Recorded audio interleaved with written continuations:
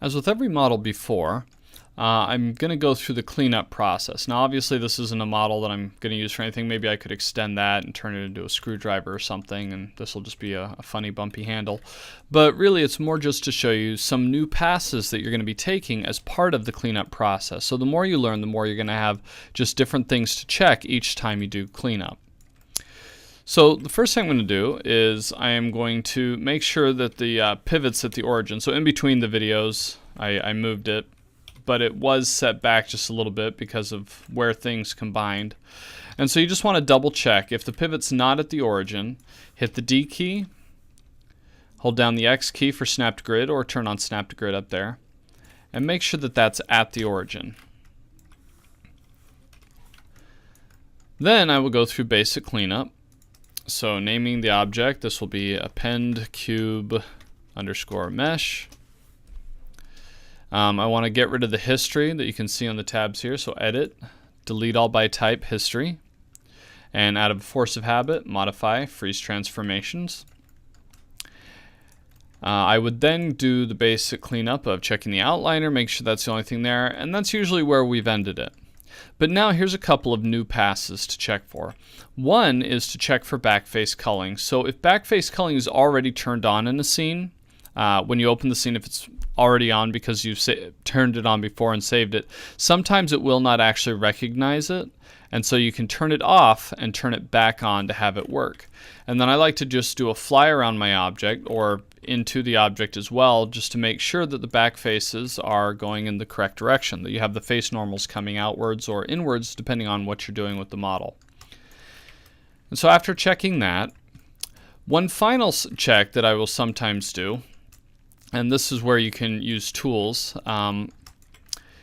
will be to check for holes. So for example, if I take this face and delete it, and I accidentally left that on, so let me do this really quick.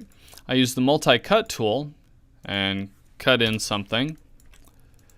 And then I remember that, yeah, I need to get rid of that edge, but I forget to get rid of the vertices, and I come back and I do an append across.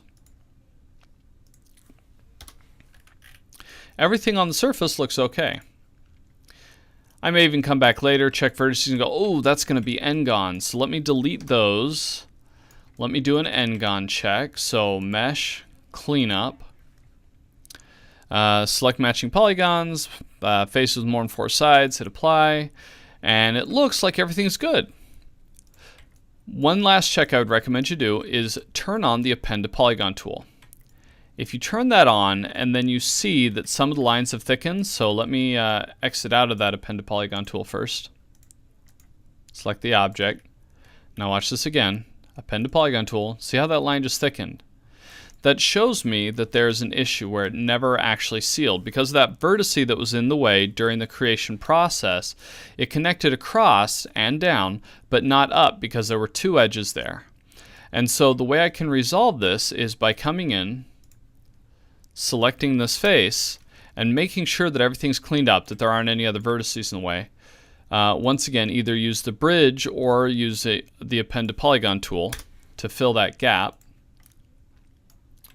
And now I can check for vertice. If I turn on the append to polygon tool, I can look around and there's no lines that have thickened up, so I should be good for that.